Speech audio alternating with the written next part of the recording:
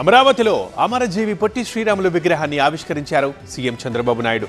58 అడుగుల కాంస్య విగ్రహాన్ని శాఖమూరులో ఏర్పాటు చేశారు. పొట్టి శ్రీరాములు విగ్రహానికి స్టాచ్యూ ఆఫ్ సాక్రిఫైస్ గా పేరు పెట్టారు సీఎం. అమరజీవి పొట్టి శ్రీరాములు 125వ జయంతి సందర్భంగా 58 అడుగుల కాంస్య విగ్రహాన్ని అమరావతిలో ఆవిష్కరించారు ముఖ్యమంత్రి చంద్రబాబు. 6.8 ఎకరాల విస్తీర్ణంలో అమరజీవి స్మృతివనం కూడా ఏర్పాటు చేస్తుంది ప్రభుత్వం.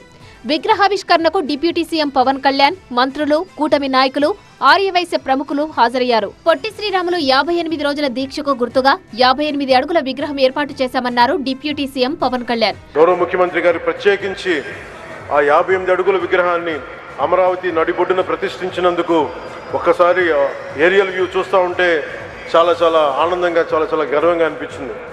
మహానుభావుడు చేసిన త్యాగం మొట్టమొదటిసారి మనకంటూ ఒక రాజధాని ఒకటి వచ్చింది. ముందుకు తీసుకెళ్లినందుకు నారా చంద్రబాబు నాయుడు గారికి, ఆంధ్రప్రదేశ్ ప్రజలందరి తరపున వారికి నా ధన్యవాదాలు. ఆంధ్రుల రాజధాని అమరావతి పూర్తయితే అమరజీవి ఆత్మ శాంతిస్తుందన్నారు బీజేపీ ఏపీ చీఫ్ మాధవ్. అమరావతిలో అద్భుతమైన పొట్టి శ్రీరాముల విగ్రహం దేనికోసం ఆయన త్యాగం చేశారు? ఈ రాష్ట్రం కోసం, తెలుగు ఆత్మాభిమానం కోసం. కనుకనే ఆయన విగ్రహం ఆయన యొక్క ఆత్మని తప్పనిసరిగా శాంతింపజేస్తుంది.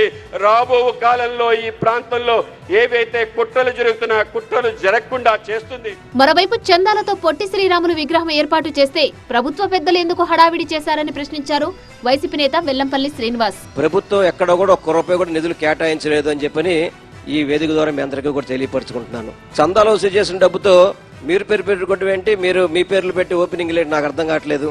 మీ సొంత స్థలం ఏమైనా ఇచ్చారు? మీరేమన్నా స్థలం ఇచ్చింది కూడా రైతుల స్థలాలే, నిర్మాణం చేస్తుంది ఆర్యవైశ్యుల చందాల ద్వారానే. అలా కాకుండా ఎన్టీ రామారావు గారికేమో ప్రభుత్వ డబ్బులు, పొట్టి శ్రీరాములు గారికేమో ఆర్యవైశ్యుల చందాలు. ఒకసారి ఆంధ్ర రాష్ట్ర ప్రజలందరూ కూడా ఆలోచన చేయాలి. మరోవైపు అమరావతిలో పొట్టి శ్రీరాములు స్మృతివనం, ఇతర అభివృద్ధి పనులను కూడా త్వరలోనే పూర్తి చేస్తామంటుంది ఆర్యవైశ్య సంఘం.